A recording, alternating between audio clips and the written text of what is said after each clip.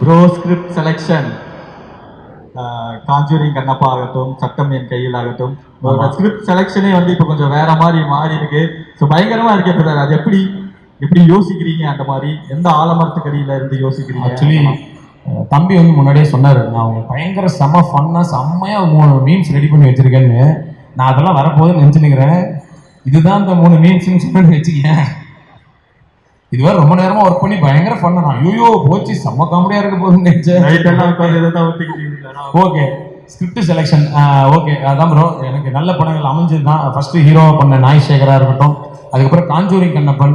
நிறைய சின்ன குழந்தைங்களுக்கு வந்து ரொம்ப பிடிச்ச படமா இந்த காஞ்சூரிங் கண்ணப்பன் அமைஞ்சது. எங்கே போனாலும் வந்து நான் 50 வாட்டி பார்த்தேன், 100 வாட்டி பார்த்தேன்னு ஒரு பெரிய ஹீரோவுக்கு கிடைக்க வேண்டிய பேர் அனைத்தும் அந்த ஒரு படத்தின் மூலமா சின்ன குழந்தைங்க கிட்ட இருந்து எனக்கு கிடைச்சது. ரொம்ப சந்தோஷமா இருந்தது. ஸோ அந்த கதையும் வந்து அந்த டைரக்டருக்கு, ப்ரொடியூசர்ஸ் ஆஃப்கோர்ஸ் ஏஜிஎஸ் கல்பாத்தி அவரும் சாருக்கும் மிகப்பெரிய நன்றி.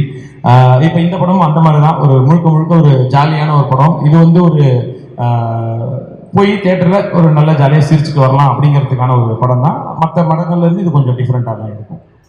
ஒரு ஃபன்னான மீம்லாம் ரெடி பண்ண பிரதர். ஆனால் இதை வந்து ஃபன் பண்ண முடியாது இல்லையா? நீ பார்த்து அந்த பண்ணு வரட்டும், நான் பார்க்க வெயிட் பண்ணுறேன் நான்.